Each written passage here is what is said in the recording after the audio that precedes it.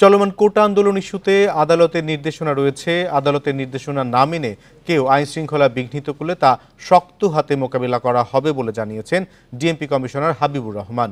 সকালে পবিত্র আশুরা উদযাপন ও তাজিয়া মিছিল উপলক্ষে হোসনি দালান ইমামবাড়া পরিদর্শন শেষে সাংবাদিকদের প্রশ্নে কথা বলেন তিনি। এখন জন্ম সনদ দিয়ে খোলো বিকাশ স্টুডেন্ট অ্যাকাউন্ট, নিজের বিকাশ নিজে কর। এ সময় ডিএমপি কমিশনার বলেন, আগামী 17 জুলাই তাজিয়া মিছিল সহ যত ধরনের আয়োজন আছে সব নির্বিঘ্ন করতে প্রস্তুত আইন শৃঙ্খলা বাহিনী। সিসিটিভির মাধ্যমে পর্যবেক্ষণের পাশাপাশি থাকবে তল্লাশি ও সাইবার চেকিং। তিনি বলেন, মিছিল ঘিরে উচ্চ ভবনগুলো থেকে নিরাপত্তা জোরদার করা হবে। ডানে বামে থাকবে পুলিশ। ডিএমপি কমিশনার বলেন, মিছিল ঘিরে জঙ্গি তৎপরতা রুখতে নজরদারি বাড়ানো হয়েছে। এছাড়া ছুরি, চাকু, দাহ্য পদার্থ নিষিদ্ধ, উঁচু পতাকা ব্যবহার না করার অনুরোধ জানান তিনি। আদালতের নিয়ম মানতে আমরা বাধ্য।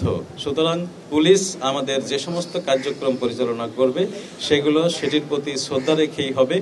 যদি কেউ আমাদের আইন শৃঙ্খলা ভঙ্গজনিত কোনো ধরনের অপতৎপরতা চালাতে চান, সেটি যেই হোক সেটি শক্ত হাতে মোকাবেলা করা হবে।